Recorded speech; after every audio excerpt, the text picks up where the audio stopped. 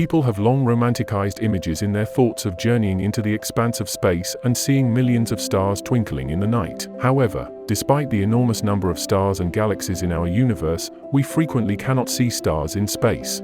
But why is that? In this episode, we'll find out why we can't actually see stars in space. The common mistake.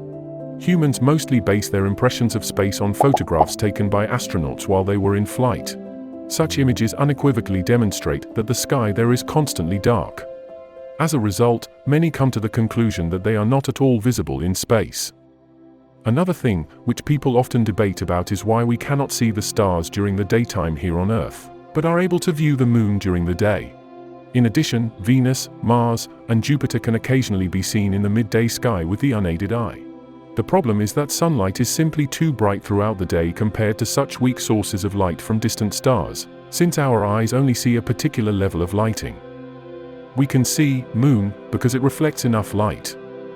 The amount of light present when the sun is shining or when the Earth is exposed to the sun is still excessive. Yet when these circumstances persist, the human eye continues to adapt its sensitivity, making the stars invisible in the pitch-black sky. The eye range. Another widespread myth about the visibility of stars in space is that because of the darkness and absence of an atmosphere, they should be much more apparent than they are on Earth.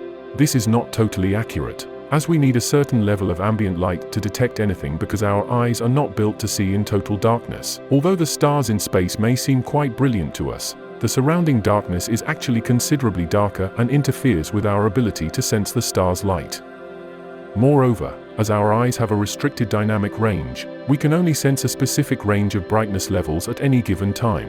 Given the stars in space are far brighter than the blackness around them, when our eyes adjust to see the stars, we are no longer able to see any other things in the darkness. In order to protect their eyes from the glare and bright sunshine, yet allowing them to view the surrounding blackness and other things, astronauts working in space frequently wear specialized visors.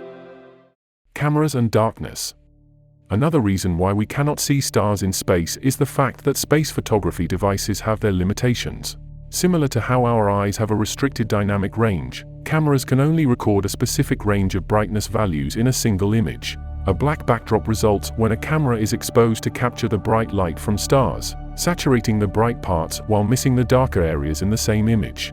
Astronomers utilize sophisticated telescopes and cameras that are made to capture the inconspicuous light generated by stars, to record the star's light.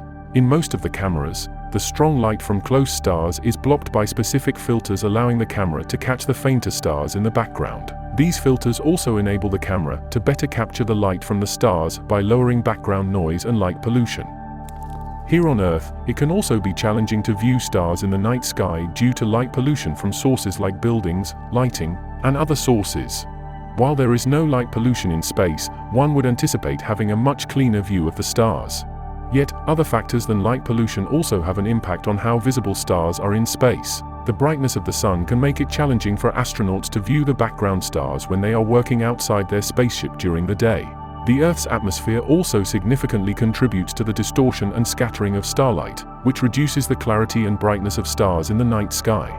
As there is no atmosphere to distort the starlight in space, it should be easier to see the stars. The absence of an atmosphere, however, also means that there isn't any air to bend and refract the starlight, giving it a sharper, more distinct appearance. The images. In order to avoid overexposing the photos of the astronauts, photographers should utilize quick shutter speeds and high f-stop numbers. The similar issue occurs when you attempt to photograph someone against a night sky filled with stars. You must utilize a flash or another type of light source and adjust your camera settings in order to get the subject precisely exposed. The stars in the distance cannot be seen if you do that. In order to capture the stars, long exposures and wide-open apertures are needed. Several of the images that astronauts have taken of the stars while in orbit are available on the NASA website. Photographs taken from the moon's surface or from Earth's orbit show a completely dark sky with sporadic glimpses of stars. In the meanwhile, astronauts frequently and very clearly observe them, but only in specific circumstances. People often wonder if the astronauts on Apollo 11 viewed the stars while they were on the moon. When questioned, Neil Armstrong said he had not seen them and even provided a justification for it. Could you actually see the stars and the solar corona in spite of the glare? We were never able to see stars from the lunar surface or on the daylight side of the moon by eye without looking through the optics. While it is often difficult to capture the stars on Earth, Many professional photographers take amazing photos of different planets and even our Milky Way galaxy. Now, most of you must be wondering as to how they do it. As explained earlier, a camera functions similar to the human eye. The photographers control the camera's sensitivity by limiting the amount of time the light that has illuminated the film or CCD matrix, after passing through the lens control. Moreover, shutter speed, also known as exposure, is kept substantially slower while photographing shooting stars at night than when photographing objects and landscapes during the day. As a result, a space station's camera traveling over the lit side of the Earth has even less of a chance of spotting stars than a person's naked eye. The game of light. In this regard, high dynamic range, or HDR, is a feature that comes in very handy and is readily available on most of the phone's cameras. When the photo is taken in HDR mode, the phone actually takes two photos, one with a longer exposure and one with a shorter one, and blends the best exposed areas of both images. This is how contemporary digital cameras imitate what the human eye and brain perform. Space cameras may capture relatively dim and brilliant objects in the same image, since they typically have a higher dynamic range than consumer cameras. Due to the fact that most of our daily digital screens lack such high dynamic range, it can be challenging to fully comprehend how much detail can be found in the shadows of space photographs. But you can experiment with brightness and contrast in space photographs to bring out details that are hidden in the shadows. Looking at all this, it would seem logical to believe that there should be no difficulties in detecting distant lights while a spacecraft or station is over the lighted side of the planet. They are definitely discernible, and there are other images to back this up. However, the only issue is that the majority of images from space depict the Earth's surface, an orbiting station, or other space objects. Moreover, they are either completely invisible or only dimly visible in the absence of sunlight. So when they are typically fired over the day side, no stars can be seen in these images.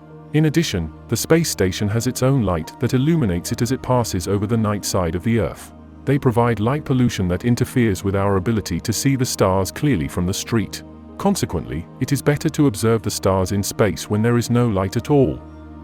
You would be surprised to know that the two most potent telescopes in the universe, the Hubble and James Webb Telescope, are hiding from the Sun behind the Moon and remain at the Lagrange point L2. Staying in that position gives them the ability to capture faraway space objects in flawless detail. That is it from today's video. We hope you enjoyed the content of the video. If you did, show some love and hit that like button, and don't forget to subscribe to our channel so that you never miss out on any of the amazing videos we have in store for you.